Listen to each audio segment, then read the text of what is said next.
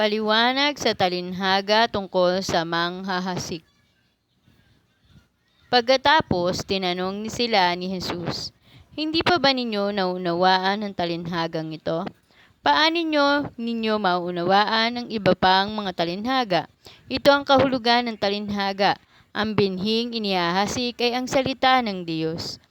At ang mga binhi namang nalaglag sa daan ay ang mga taong nakikinig sa salita ng Diyos.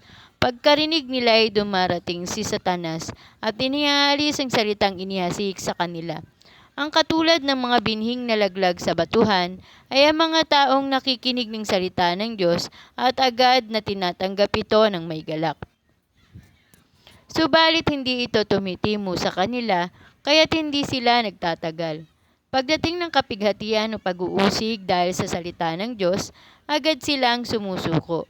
Ito naman ang katulad ng mga binhing nalalaglag sa may matitinik na halaman. Sila ang mga taong nakikinig ng salita ng Diyos. Ngunit dahil sa alalahanin sa buhay na ito, pagkasilaw sa salapi o kaya'y pagkahumaling sa ibang mga bagay, ang salita ay nawawalan ng puwang sa kanilang puso, kaya't hindi ito nakakapamunga. Ito naman ang katulad ng mga binhing nalaglag sa matabang lupa. Sila ang mga taong nakikinig at tumatanggap sa salita ng Diyos at namumunga ng masagana. May tig-30, may tiga-60 at may tagi-100.